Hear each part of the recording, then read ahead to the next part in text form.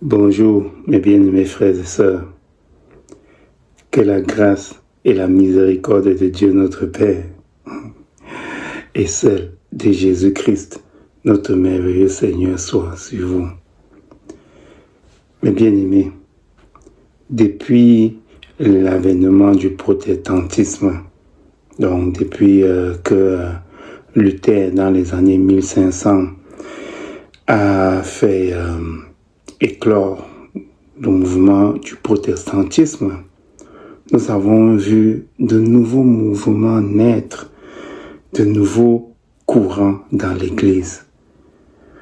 On a eu les luthériens, on a eu les calvinistes, et puis plus tard on a eu ces mouvements qui parlaient des méthodistes, des charismatiques, et un peu plus tard des cessationnistes et les légalistes.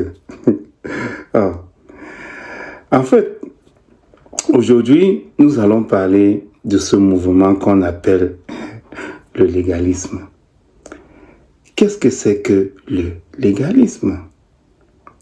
Faut-il s'inquiéter ou bien faut-il s'affliger d'être taxé de légaliste? D'abord, qu'est-ce que c'est que le légalisme? Eh bien, je vais vous donner la définition du légalisme selon les ennemis de Dieu. Je les appelle les ennemis de Dieu et vous allez comprendre pourquoi. Voici ce qu'ils disent du légalisme. Ils disent que le légalisme religieux est une attitude qui consiste à suivre les règles d'une religion de manière trop stricte, en oubliant l'amour et le message du cœur. Le légalisme se base sur l'obéissance aveugle à la lettre des textes et l'idée qu'on gagne sa place au paradis par ses propres efforts. Voilà donc comment les ennemis de Dieu définissent le légalisme. Ils disent que c'est une attitude qui consiste à suivre les règles d'une religion de manière trop stricte, en oubliant l'amour et le message du cœur. Et ils disent que ce légalisme-là se base sur l'obéissance aveugle à la lettre des textes et l'idée qu'on gagne sa place au paradis par ses propres efforts. Pourquoi je taxe cette définition du légalisme comme étant celle des ennemis de Dieu? Pourquoi je taxe cette définition du légalisme comme étant celle des ennemis de Dieu? Eh bien, analysons cette définition pour la comprendre. Nous allons voir qu'il dit ceci. Le légalisme religieux est une attitude qui consiste à suivre les règles d'une religion de manière trop stricte. Vous voyez, ils mettent ici en évidence le trop. Ils mettent en évidence le trop pour montrer l'excès. Mais est-ce que suivre à la lettre les règles, est-ce que cela nuit au salut des chrétiens? Est-ce que suivre à la lettre les règles établies par Dieu ou bien les lois, est-ce que cela nuit au salut des chrétiens? Ou bien est-ce que cela nuit au salut des enfants de Dieu? Commençons un peu par l'Ancien Testament. Allons lire, j'ai ma Bible ici, allons lire dans le livre de Josué. Allons lire dans le livre de Josué pour commencer. Nous allons lire le livre de Josué au chapitre 1, le verset 8. Qu'est-ce qui est dit au chapitre 1, le verset 8? Il est dit ceci. Ici, c'est quand Moïse est mort et puis Josué devait conduire le peuple de Dieu. Alors, l'ange de l'Éternel lui apparaît. Ou bien c'est la voix de Dieu qui lui dit ceci. Si on commence au chapitre... si on commence au verset 7, on va lire ceci. Fortifie-toi seulement et aie bon courage en agissant fidèlement selon toute la loi que Moïse, mon serviteur, t'a prescrite. Ne t'en détourne ni à droite ni à gauche afin de réussir dans tout ce que tu entreprendras. Et ensuite on continue, on dit que ce livre de la loi ne s'éloigne point de ta bouche. Médite-le jour et nuit pour agir fidèlement selon tout ce qui y est écrit. Car c'est alors que tu auras du succès dans tes entreprises. C'est alors que tu réussiras. Est-ce que vous voyez que suivre les lettres ici, selon ce qui est dit, est-ce que vous voyez que cela nuit au salut des enfants de Dieu? Est-ce que cela nuit? Est-ce que cela va nuire au salut de Josué? On lui demande de suivre à la lettre. On lui demande de méditer jour et nuit cette loi pour agir fidèlement. Est-ce que cela lui nuit?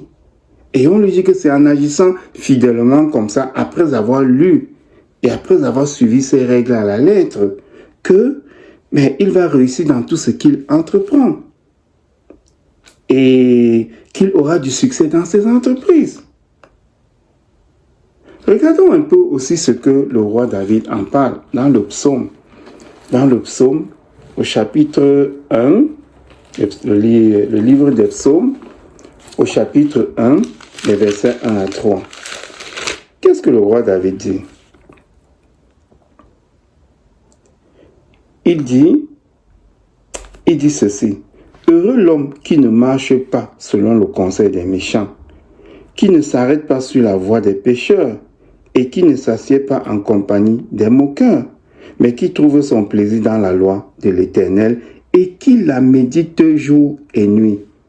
Il est comme un arbre planté près d'un courant d'eau qui donne son fruit en sa saison et dont le feuillage ne flétrit point. Tout ce qu'il fait lui réussit.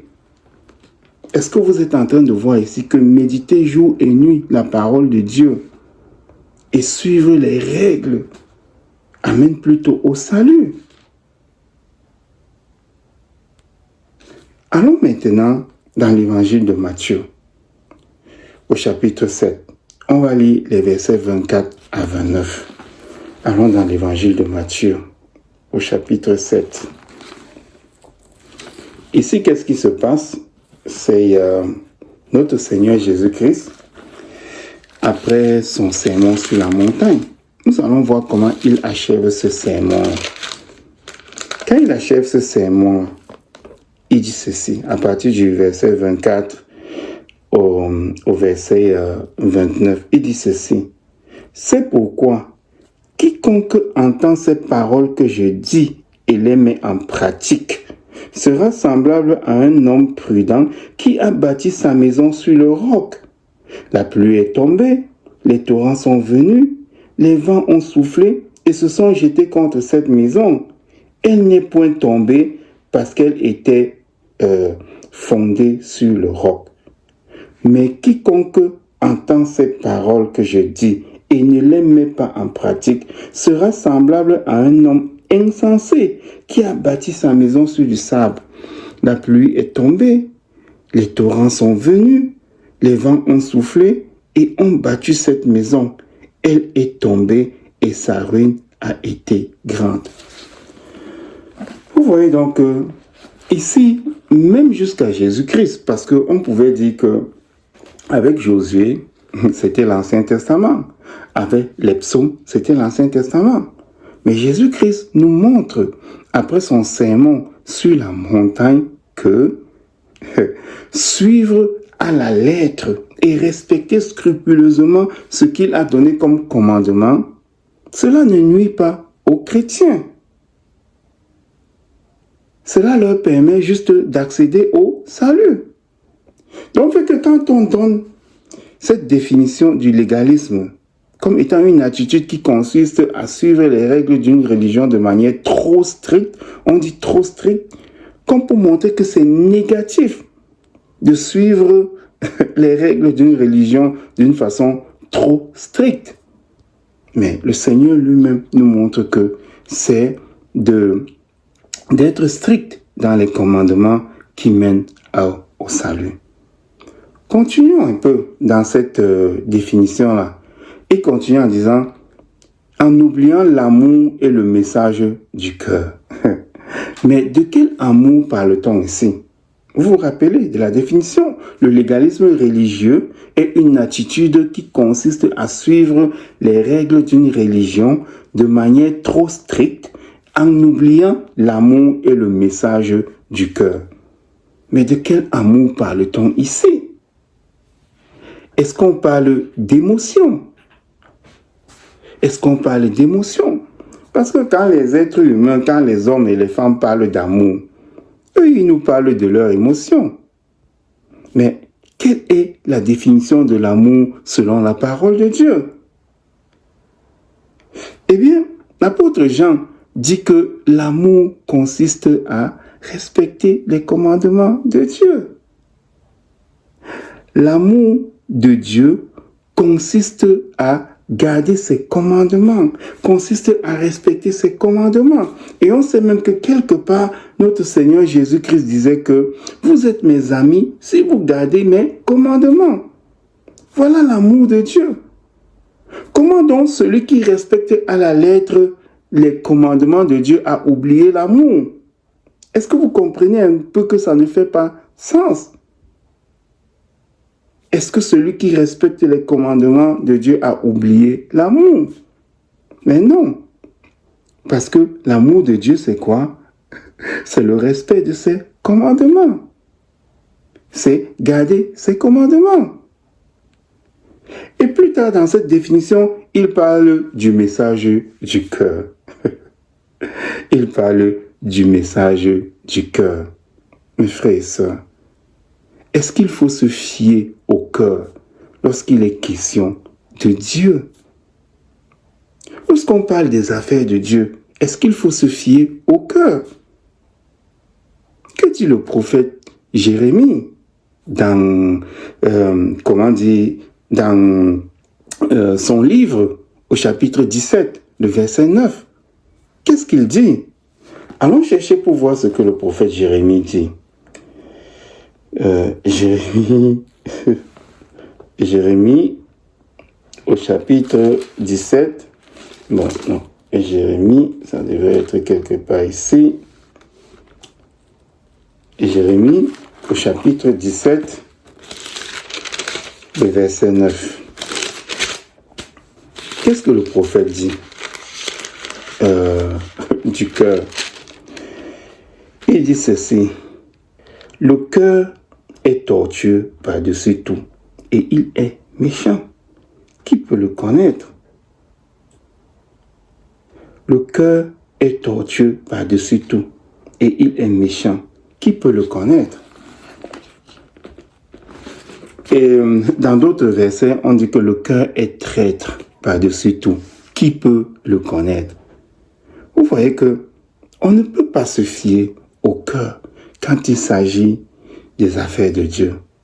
Regardons un peu l'exemple du roi David avec Bathsheba, la mère de Salomon. Quand David invite cette femme mariée chez lui, tandis que son mari est là-bas sur le champ de bataille pour batailler, il invite cette femme et il écoute son cœur qui lui demande d'aimer cette femme, l'émotion, et lui se laisse aller à cette émotion. Pourtant, vous savez que les rois devaient avoir une copie du livre de Dieu sur leur chevet. David connaissait la loi. David était un oint de Dieu. Mais quand il a laissé parler son cœur dans ses émotions qu'il avait pour Bathsheba, qu'est-ce qui s'est passé? Qu'est-ce qui s'est passé? Qu'est-ce qui s'est passé? Il a désobéi à Dieu. Donc, quand on nous parle d'une définition du légalisme, où on nous dit que le légalisme religieux est une attitude qui consiste à suivre les règles d'une religion de manière trop stricte, en oubliant l'amour et le message du cœur. Oui. Quand on est un légaliste, oui, on oublie le message du cœur. Parce que le cœur est un traître qui peut nous trahir. On oublie ce message du cœur. Voilà comment il continue. Il se base sur l'obéissance aveugle. Vous voyez, ils appuient sur ce terme aveugle, obéissance aveugle, pour apporter une connotation négative au légalisme. Mais dites-moi un peu, par rapport à, parlant d'obéissance aveugle, est-ce que quand on parle d'obéissance aveugle comme quelque chose de négatif, ces ennemis de Dieu parlent de l'obéissance aux lois de Dieu comme quelque chose de négatif? Dites-moi un peu. Pourquoi Abraham, le père de la foi, est-il resté dans la promesse de Dieu? Nous connaissons tout ce qui s'est passé. Dieu qui avait promis à Abraham de faire de lui le père des nations et qui lui a donné un fils dans son vieil âge, Isaac, à un moment donné, il teste Abraham. Il lui dit, va m'offrir en sacrifice ton fils Isaac. Abraham, qu'est-ce qu'il fait? Est-ce qu'il se met à réfléchir et à dire, mais Dieu, ou bien il s'oppose, il dit, mais Dieu, tu m'avais dit que je vais être le père des nations, et puis tu me donnes ce fils-ci, et tu veux maintenant que je l'immole, que je le sacrifie? Non. Il ne dit pas ça, Abraham. Il obéit aveuglément. Mais qu'est-ce qui arrive après?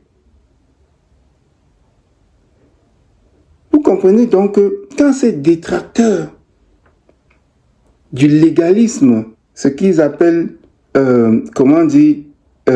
légalisme, quand ces détracteurs-là essayent de faire passer ceux qui obéissent aux lois de Dieu de façon aveugle comme des personnes négatives, mais vous comprenez que c'est eux qui ont un problème. Ce n'est pas ceux qui sont légalistes, qui veulent obéir à Dieu de façon aveugle. Dieu ne connaît plus tout. Est-ce que Dieu n'est pas celui qui connaît tout? Pourquoi est-ce qu'on ne va pas lui obéir aveuglément? Et il y a des gens qui viennent montrer que c'est négatif.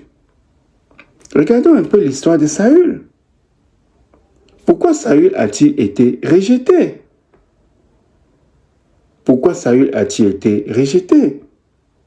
Saül a été rejeté parce qu'il n'a pas voulu obéir aveuglément à Dieu.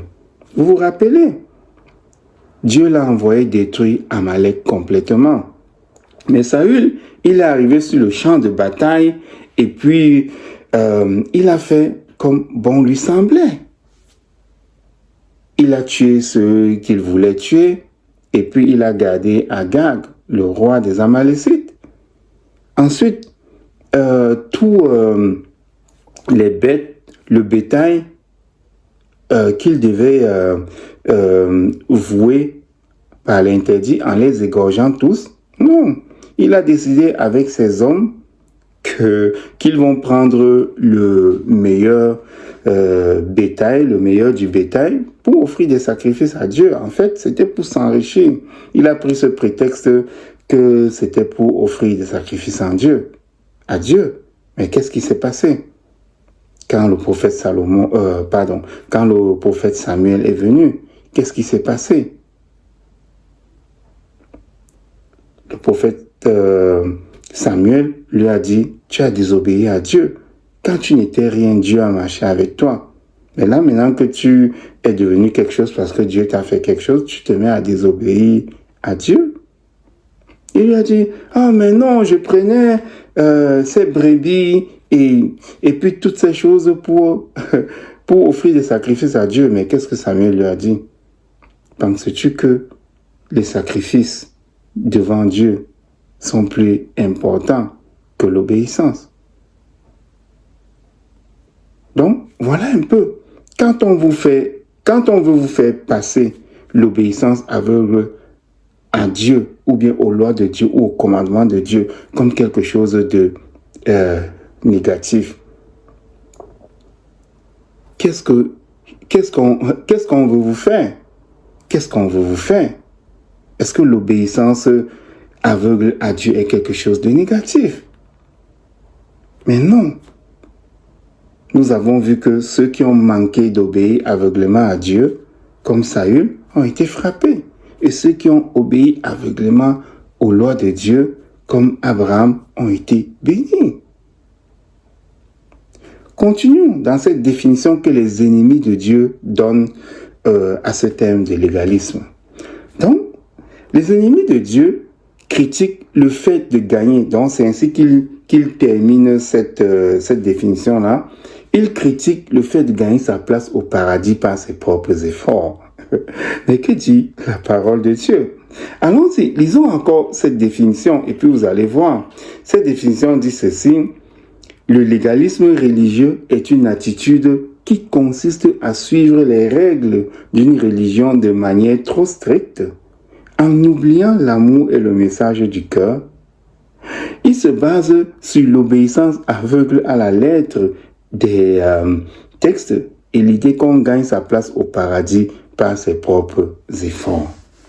Donc, nous voyons que les ennemis de Dieu critiquent le fait de gagner sa place au paradis par ses propres efforts. Mais que dit la parole de Dieu? Quand notre Seigneur Jésus-Christ s'exprime dans l'évangile de Matthieu, au chapitre 24, et qu'il parle de la fin des temps, et qu'il parle des tribulations, et puis tout ce qui va arriver. Qu'est-ce qu'il dit au verset 13? Il dit ceci. Il dit que celui qui persévérera jusqu'à la fin sera sauvé. Écoutez bien, celui qui va persévérer jusqu'à la fin sera sauvé.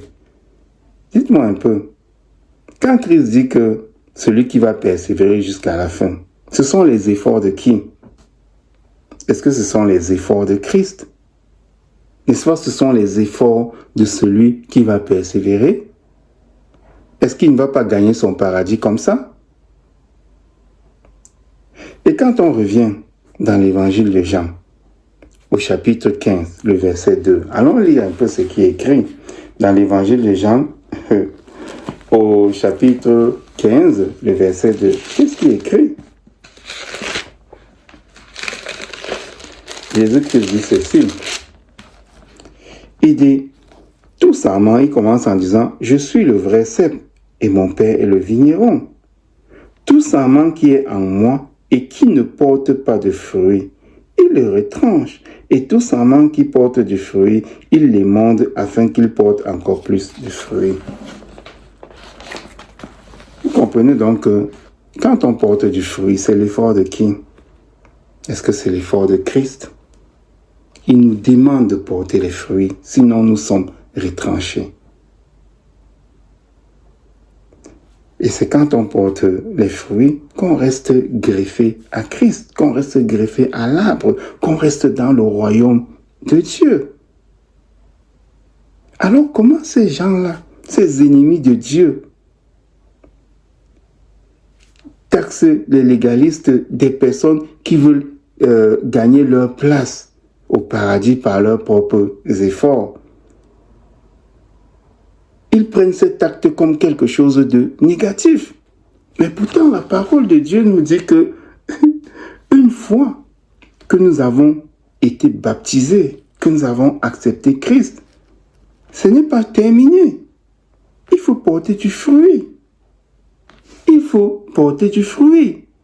Il faut persévérer jusqu'à la fin. Et c'est ainsi qu'on gagne sa place au paradis. Oh, mes bien-aimés frères et sœurs, un légaliste, ou bien les personnes qu'on taxe de légalistes, parce que ce sont ces personnes-là qui veulent déstabiliser ces légalistes-là, alors ces légalistes-là, appelons-les comme ça, ne devaient pas rougir. Un légaliste ne devait pas rougir de ses actes. Parce qu'il voudrait, si on revient à la définition, donc un légaliste ne devrait pas rougir de ses actes. Parce que il s'attelle à suivre les règles établies par Dieu de façon stricte.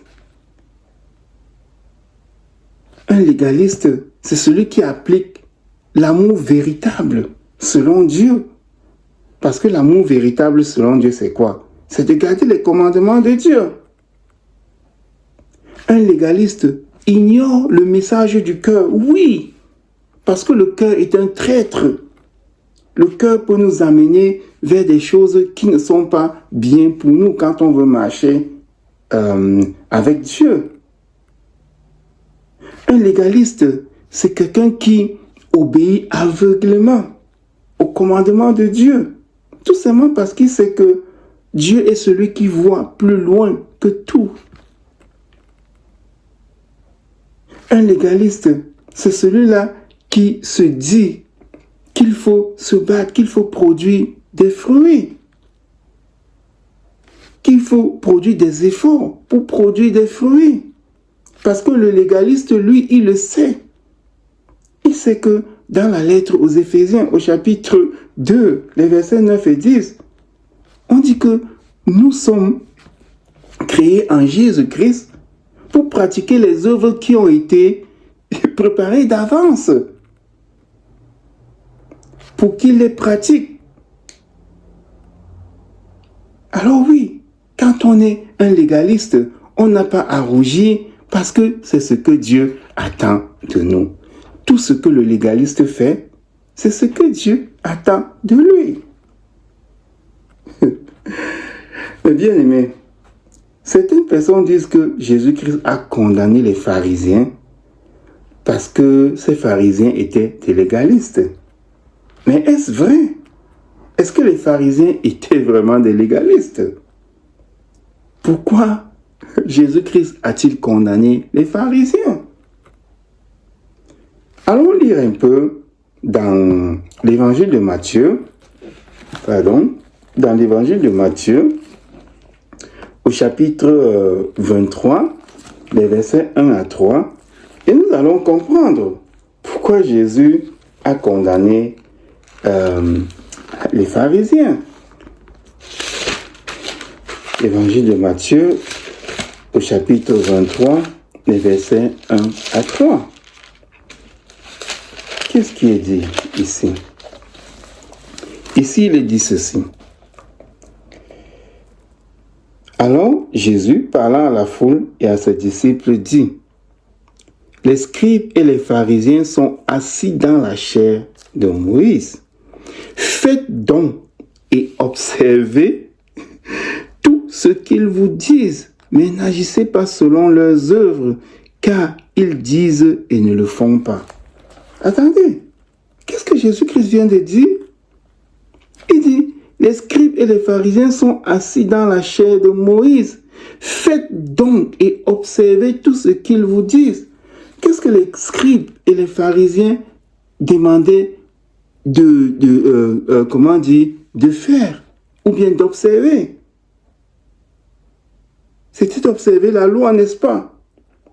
Est-ce que Jésus-Christ est ici en train de dire n'observez pas la loi? Il dit non. Faites ce qu'ils vous disent et observez ce qu'ils vous disent. Est-ce que Jésus-Christ est en train de nous demander d'être légalistes là? D'observer les lois. Et c'est bien ce qu'il est en train de dire ici. Mais il continue en disant, mais n'agissez pas selon leurs œuvres, car ils disent et ne le font pas. Donc, notre Seigneur Jésus-Christ n'a pas condamné les pharisiens parce qu'ils étaient légalistes ou bien parce qu'ils enseignaient la loi. Sinon, il n'aurait pas demandé à ses disciples de faire et d'observer ce qu'on leur demande de faire. Non. Mais il les a condamnés. Pourquoi? Jésus-Christ les a condamnés parce qu'ils étaient des hypocrites. Ils demandaient aux gens de faire, mais eux-mêmes, ils ne le faisaient pas. Est-ce que vous comprenez ce que notre Seigneur commande ici? Ça ressemble aux œuvres que les légalistes font, hein? Ça ressemble aux œuvres que les légalistes font. Respecter scrupuleusement les lois et les observer. Écoutez, allons lire aussi dans l'évangile de Marc, au chapitre 10, du verset 17 au verset 21. L'évangile de Marc. Évangile de Marc, au chapitre 10, les versets 17 au verset 21. Qu'est-ce qui est dit ici? Il est dit ceci. À partir du verset 17, il est dit ceci. Comme Jésus se mettait en marche, comme Jésus se mettait en chemin, un homme accourut et se jetant à genoux devant lui, il lui dit, « Bon maître, lui demanda-t-il, que dois-je faire pour hériter de la vie éternelle ?» Jésus-Christ lui dit, « Pourquoi m'appelles-tu bon? Il n'y a de bon que Dieu seul. » Ensuite, il continue. Il dit, « Tu connais les commandements. Tu ne commettras point d'adultère, tu ne tueras point, tu ne déroberas point, tu ne diras point de faux témoignages, tu ne feras de tort à personne, honore ton père et ta mère. » Alors l'homme lui dit, « Maître, j'ai observé toutes ces choses dès ma jeunesse. » Alors, c'est un verset qui me plaît toujours, on dit, Jésus l'ayant regardé, il l'aima. Il l'aima, parce qu'il avait déjà fait toutes ces choses depuis sa jeunesse. Et Jésus lui dit, il te manque une chose. Va, vends tout ce que tu as, donne-le aux pauvres et tu auras un trésor dans le ciel, puis viens et suis-moi. Est-ce que vous voyez ce qui se passe ici? Vous voyez ce qui se passe ici? Notre Seigneur Jésus-Christ met l'observance et le respect de la loi avant même de le suivre. Est-ce que vous comprenez?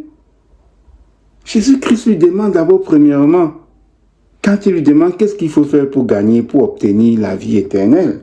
Écoutez bien, tous ceux qui taxent ces personnes de légalistes, écoutez bien. Qu'est-ce que Jésus lui dit quand cet homme lui demande qu'est-ce qu'il faut faire pour obtenir la vie éternelle? Jésus-Christ lui dit, tu connais les commandements, tu connais la loi. Et il lui cite ça. Et vous voyez que Jésus-Christ met l'observance et le respect de la loi avant même de le suivre. C'est à la fin qu'il lui dit, ok, tu as observé toutes ces lois-là. Maintenant, il te reste une chose. Vends tout ce que tu as et suis-moi. C'est donc, il faut respecter à la lettre les commandements pour obtenir la vie éternelle. C'est Jésus-Christ qui le dit. Est-ce que Jésus-Christ est un légaliste? Vous voyez? Donc Jésus-Christ est un légaliste parce qu'il demande d'observer les commandements d'abord. Et le gars lui dit, oui, j'ai observé. Et à la fin, il lui dit, ok, vends maintenant tout et puis suis-moi. Alors, si Jésus-Christ est légaliste, alors, les légalistes aujourd'hui, ils imitent leur maître. Pourquoi donc ils vont rougir quand on va les taxer de légalistes? Est-ce que vous comprenez un peu? Écoutez, mes bien-aimés, Jésus-Christ, dans son sermon sur la montagne, qu'on peut trouver au chapitre 5, allons lire juste au niveau du chapitre 5 de l'évangile de Matthieu. Nous allons voir quelque chose. Je vais vous faire découvrir quelque chose. Matthieu, au chapitre 5. Matthieu, au chapitre 5, à partir des versets... à partir des versets 27, quand il dit ceci. Vous avez appris qu'il a été dit, tu ne commettras point d'adultère. Mais moi je vous dis que quiconque regarde une femme pour la convoiter a déjà commis un adultère avec elle dans son cœur. Ensuite, il s'en va encore plus loin et il a été dit que celui qui répudie sa femme lui donne une lettre de divorce. Mais moi, je vous dis que celui qui répudie sa femme, sauf pour cause d'infidélité, l'expose à devenir adultère et que celui qui épouse une femme répudiée commet un adultère. Ensuite encore, il dit, vous avez appris qu'il a été dit aux anciens, tu ne te parjureras point, mais tu t'acquitteras envers le Seigneur de ce que tu as déclaré par serment. Et il dit, mais moi je vous dis de ne pas jurer aucunement, ni par le ciel, parce que c'est le trône de Dieu, ni par la terre, parce que c'est son marchepied, ni par Jérusalem, parce que c'est la ville du grand roi. Ne jure pas non plus par ta tête, car tu ne peux rendre blanc ou noir un seul de tes cheveux. Ensuite, il continue en disant ceci. Mettons qu'il termine en disant ceci, il continue encore là. Après, il va au chapitre, mettons au verset 43, il dit, vous avez appris qu'il a été dit, tu aimeras ton prochain et tu haïras ton ennemi. Mais moi je vous dis, aimez vos ennemis, bénissez ceux qui vous maudissent, faites du bien à ceux qui vous haïssent et priez pour ceux qui vous maltraitent et qui vous persécutent, afin que vous soyez fils de votre Père qui est dans les cieux, car il fait lever son soleil sur les méchants et sur les bons, et il fait pleuvoir sur les justes et sur les injustes. Et puis il y a quelque part où il dit, vous avez entendu qu'il ne faut pas tuer, ou vous avez entendu, il a été dit aux anciens qu'il ne faut pas tuer. Mais moi, je vous dis que celui qui tue va faire face au juge. Et il continue en disant, mais moi, je vous dis que celui qui se met tout simplement en colère contre son frère, celui-là doit déjà être présenté devant les juges. Et il dit même que si quelqu'un dit même à son frère juste raka, celui-là, il est passible du feu de l'enfer, de la géhenne. Donc vous comprenez que Jésus-Christ, lui, il n'est pas en train d'abolir la loi. Il n'abolit pas la loi. Il est en train de plutôt hausser le niveau d'exigence de la loi. Vous avez dit légaliste? Il hausse le niveau d'exigence de la loi.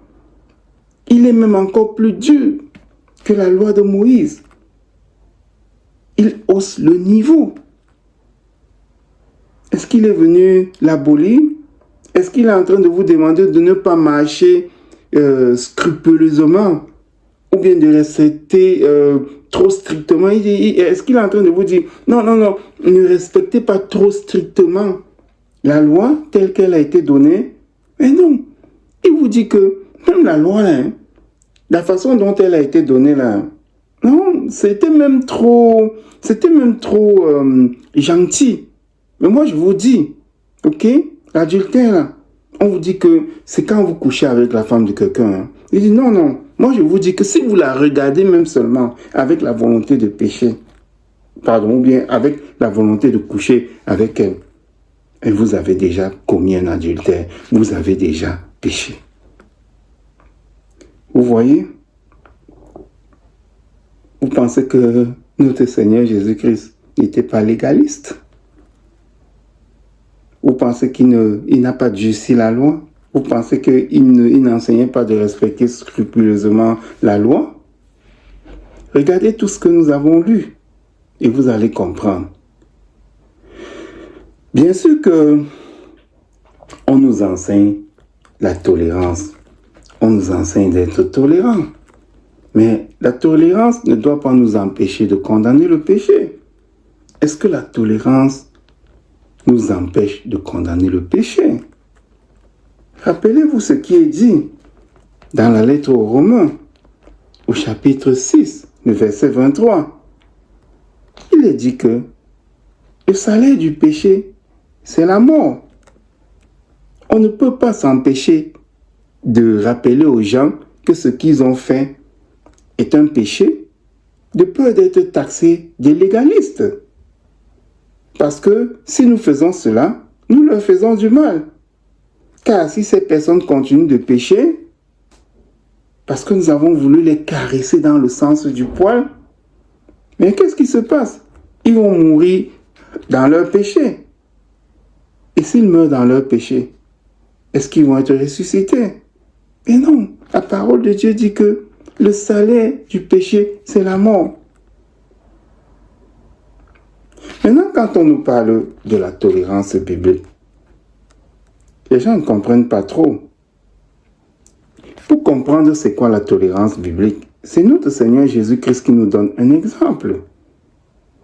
Quand on lui apporte cette femme adultère et qu'on veut la lapider selon la loi, c'est là où il se retourne, il demande à ces personnes-là que celui qui n'a pas encore péché de sa vie, qu'il soit le premier à lui jeter la pierre. Voilà, c'est ça la tolérance. C'est ça la tolérance.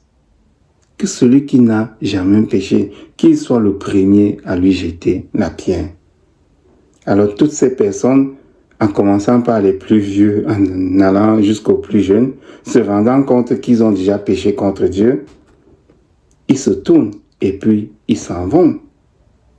Mais est-ce que Jésus-Christ s'arrête là? Est-ce que Jésus-Christ s'arrête là? Quand tous s'en vont, il regarde la femme et il pose la question à la femme. Il lui dit, femme, personne ne t'a-t-il condamné? Et la femme lui dit, non Seigneur, personne ne m'a condamné. Et qu'est-ce qu'il dit à la femme? Il dit à la femme, va, moi non plus je ne te condamne pas, la tolérance, mais ne pêche plus. Mais ne pêche plus. Va et ne pêche plus. Le Seigneur lui rappelle quand même que ce qu'elle a fait était un péché et qu'il faut qu'elle ne le fasse plus. Tout simplement parce que si elle le répète, si elle le refait, elle va périr, elle va mourir. Est-ce que vous comprenez? Ainsi donc, mes bien-aimés frères et sœurs, lorsqu'on vous taxe de légalisme, lorsqu'on vous taxe de légaliste, vous n'avez pas à rougir ni à être affligé.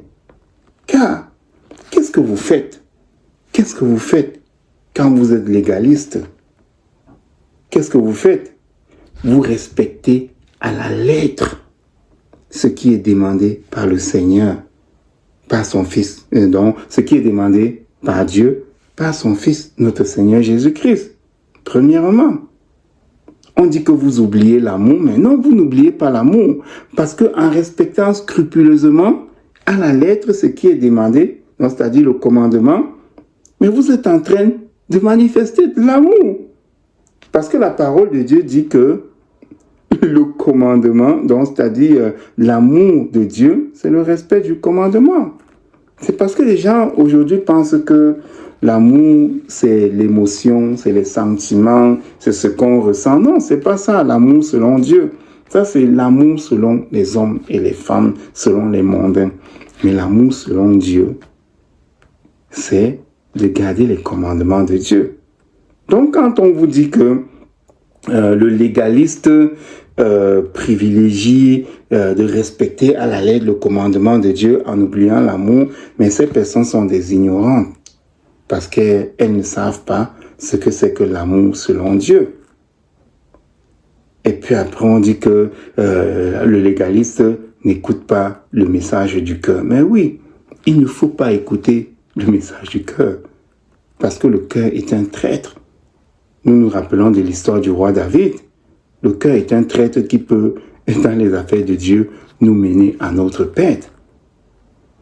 Après, il continue en disant que le légaliste obéit aveuglement. Ben oui, il faut obéir aveuglement aux règles et aux lois de Dieu. Tout simplement parce que quand Dieu nous demande de faire, il sait ce qu'il nous demande de faire. Et quand on obéit aveuglement, on est béni comme Abraham. Et si on se met à réfléchir, on ne veut pas obéir aveuglement, montrer que nous sommes intelligents, qu'est-ce qu'on fait? On est maudit et rejeté comme Saül. Et enfin, ces gens disent que les légalistes veulent par leurs propres efforts gagner le paradis. Mais écoutez, c'est ce que la parole de Dieu nous dit. Nous avons lu les passages de la parole de Dieu qui nous dit que, écoutez, si on ne produit pas de fruits quand nous sommes en Christ, c'est parce que on explique très mal les choses aux gens. Quand on est baptisé ou quand on entre dans la grâce, entrer dans la grâce, c'est quoi? C'est être greffé à Christ. Christ qui est quoi? Le cep. Et quand on est greffé à Christ, est-ce que nous sommes des branches pour être là comme ça? Nous sommes là pour porter des fruits. Nous sommes là pour produire des fruits. Les branches ne sont pas greffées à Christ pour rester ainsi. Non. Christ lui-même, il le dit dans l'évangile de Jean au chapitre 15, que si vous ne portez pas de fruits, pour porter des fruits, il faut être greffé à Christ. Donc quand on se dit chrétien, on est greffé à Christ. Et si on est greffé à Christ, on ne porte pas de fruits. Qu'est-ce qui se passe? On est retranché. Dieu nous casse comme des branches mortes et il nous jette au feu. Alors, le fait de vouloir porter ces fruits-là, c'est gagner son paradis. C'est gagner son paradis. Nous avons été faits. Le légaliste, ce qu'on appelle légaliste là, les vrais chrétiens savent qu'ils ont été créés en Jésus-Christ pour pratiquer les œuvres qui ont été préparées d'avance. Si vous ne pratiquez pas ces œuvres qui ont été préparées d'avance, comment vous allez gagner ce paradis? Et le légaliste fait cela. Et là, ceux qui sont les détracteurs des légalistes, comme ils les appellent, ils essayent de montrer que cet acte est négatif. Mais pourtant, ça ne l'est pas quand on lit la parole de Dieu. Ainsi donc, la définition que les ennemis de Dieu donnent au légalisme ne sert qu'à les déstabiliser. Ça ne sert qu'à déstabiliser ceux qui veulent marcher dans le respect strict des commandements de Dieu. Alors, ceux qui produisent cette définition-là veulent décourager les gens à obéir scrupuleusement aux commandements de Dieu. Mais ceux qui se laissent influencer par cette définition, ils ne vont pas toujours marcher comme Dieu le veut et ils vont finir par périr. Voulez-vous être de ceux-là? Voulez-vous être de ceux-là? Soyez bénis, mes bien-aimés frères et sœurs.